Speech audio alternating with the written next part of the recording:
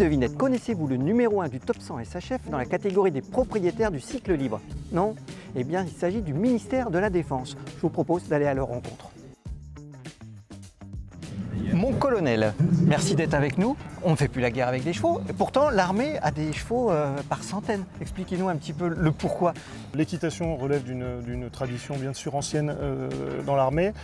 Les sports équestres sont nés, ont été un petit peu inventés par des militaires qui voulaient un petit peu se défier en comparant la préparation de leurs montures respectives. Et puis aujourd'hui, le cheval offre de très nombreux services et permet d'offrir à la fois d'améliorer la qualité de vie des familles, des militaires, permet la reconstruction des blessés. Et quoi qu'il en soit, l'équitation reste quand même une discipline qui rassemble un certain nombre de qualités, qui demande au cavalier un certain nombre de qualités qui sont tout à fait intéressantes pour les militaires.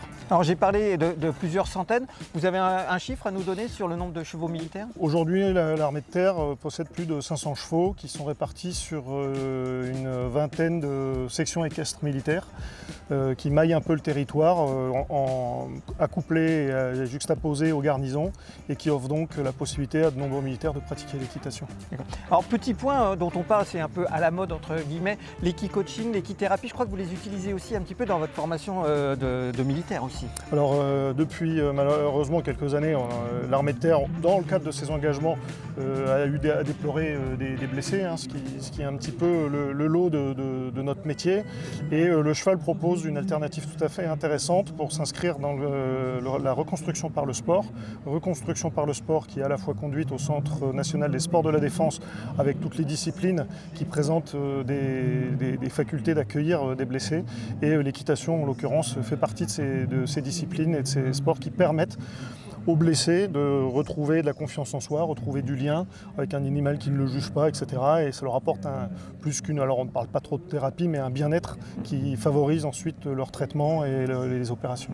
Puis un petit peu d'équi-coaching aussi, des fois on s'aperçoit qu'avec les chevaux, c'est pas le plus grand, le plus costaud, qui est le plus à l'aise.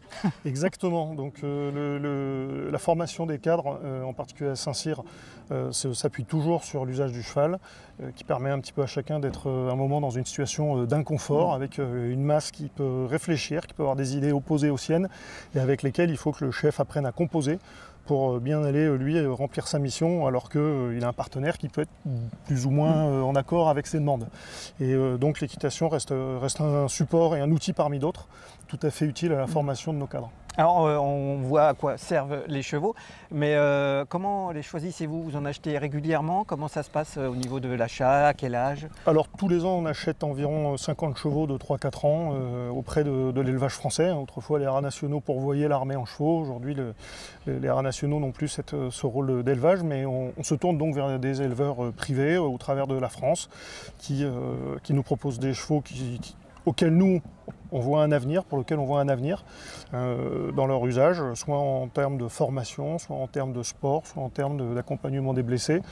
Et donc on parcourt un peu la France pour essayer de trouver la perle rare qui soit aussi dans nos tarifs, parce qu'avec une cinquantaine de chevaux à acquérir, ça représente tout de même un budget que consacre l'armée française qui est non négligeable. Donc en gros, l'équitation, le cheval a encore un bel avenir dans l'armée française? Oui, le cheval a encore de l'avenir dans l'armée française. Il y a un long lien qui unit le cheval à l'armée française et je pense qu'on peut encore explorer des emplois possibles du cheval au profit de nos armées sans difficulté. Petite question sur le choix des chevaux. Vous avez un réseau? Comment ça se passe? Les gens rentrent en contact avec vous ou c'est vous qui avez votre réseau? Alors on a déjà nos éleveurs attitrés, enfin, donc, qui nous connaissent bien, donc qui régulièrement nous appellent en nous proposant des chevaux en disant j'ai peut-être quelque chose pour vous. Et puis bien on prospecte, on regarde ce qui se fait, on pose des questions, on se rend sur les concours locaux ou régionaux d'élevage et puis on établit des contacts parfois fructueux pour trouver les chevaux qui pourraient correspondre à nos besoins. Chevaux français? Chevaux français, parfois un peu de chevaux étrangers, mais on fait bien sûr effort dans le cadre du soutien de l'élevage français. Ok, merci mon colonel. Je vous en prie. Nous venons de parler de l'achat, maintenant on va parler de la formation. Mon colonel, Merci d'être avec nous. Je vous en prie. Racontez-nous un petit peu justement la formation de ces jeunes chevaux qu'on va retrouver ici, notamment pendant cette grande semaine. Oui, alors comme son nom l'indique, notre école est une école dans laquelle on forme et des cavaliers, mais aussi, et c'est ce qui vous intéresse plus particulièrement, des chevaux.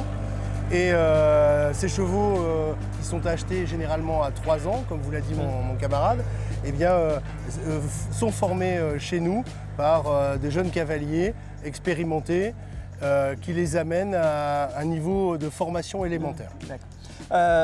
Cette formation, elle dure sur combien d'années? Ça se passe comment? Alors, les chevaux qu'on a à l'armée sont achetés à l'âge de 3 ans généralement, dans 98% des cas, et sont conservés une quinzaine d'années. À l'issue desquelles d'ailleurs on les réforme pour qu'ils puissent profiter encore efficacement d'une retraite paisible et même active pour certains. Voilà. En ce qui concerne leur formation, en réalité, selon ce à quoi ils sont destinés, la durée de la formation peut varier. La formation initiale chez nous, comme je vous le disais, elle dure quelques mois. Et ensuite, ces chevaux sont affectés aux cavaliers dans les sections équestres militaires un peu partout en France. On a une vingtaine de sections. Et les cavaliers qui perçoivent leur équidé ont pour charge de continuer à le former. Soit pour faire du sport, soit pour faire de l'instruction, en fonction aussi des besoins de l'institution, mais aussi des capacités du cheval. Et parfois on les retrouve même aux Jeux Olympiques. Hein. Et parfois pour certains, quelques-uns d'ailleurs, on en retrouve une dizaine sur le pentathlon militaire en particulier. Oui, tout à fait. Alors mon colonel, nous sommes ici à la grande semaine du CSO. Comment utilisez-vous ce circuit des jeunes chevaux? Bien, je vous parlais de formation tout à l'heure. On a une formation initiale, celle qu'on dispense chez nous. À partir du moment où justement ils sont affectés dans les unités, cette formation continue. Je vous ai dit qu'elle pouvait continuer de façon variable, de 1, 2, 3, 4 ans parfois. Eh bien, ce cycle jeunes chevaux est un jalon dans la formation qui nous permet d'identifier les possibilités, le potentiel même de ces chevaux parmi ceux qui sont présentés ici. Bon, ils vont porter haut les couleurs du ministère de la Défense? Bien sûr.